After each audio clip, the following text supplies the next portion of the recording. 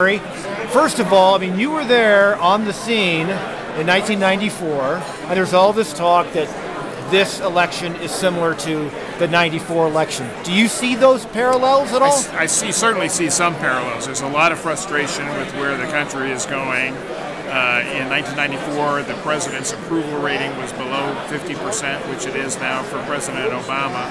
There's a lot of sense that we need a new direction in the country. That's pretty strong today, too. So there's a difference, which is that the level of anxiety and frustration with politicians goes both ways. I think in 94, it was more directed at the Democrats. I think now it's kind of equal opportunity. I think both political parties are suffering.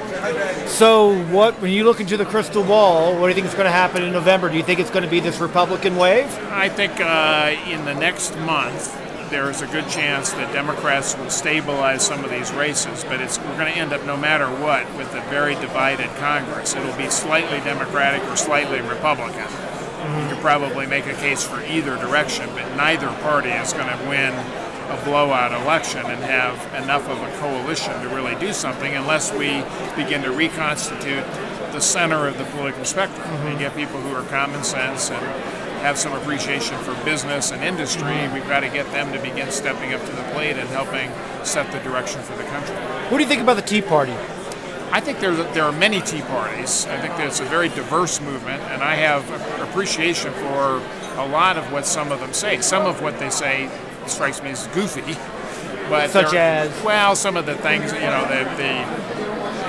there are some views about the Constitution and the role of government that really are not consistent with what our founders wanted or the practical way in which we have to do business in this country. We're not going to turn back the clock and establish a libertarian, nirvana here in the United States of America. And some Tea Party voices suggest that, but I think a lot of it is just frustration with the current political system, and I think a lot of Americans feel that. I think that's why, by and large, the Tea Party has been welcomed onto the scene as an important voice to raise legitimate questions. Last question for you. As a political analyst, what do you think the Democrats are doing?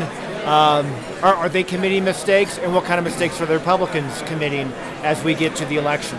Well, I think for both parties, it's come down to being all politics is local. Most of the races that are very close are being fought out over issues of personality and, personal characteristics.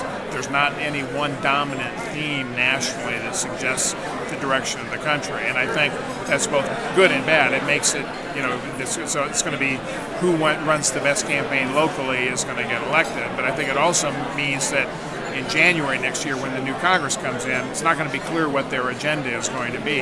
I think that's where President Obama is going to have a real challenge. He's going to have to get in there and set a national agenda for the country and begin to work with Republicans a little more carefully than he has in the past, or we're going to end up with 2 more years of this kind of polarization, which I don't think would be a good thing. I lied. One more question. Okay. Do you think, yes or no, the Republicans will take over the House and or the Senate?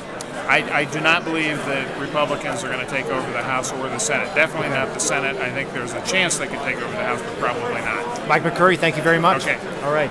Thanks. Thank you. Is there a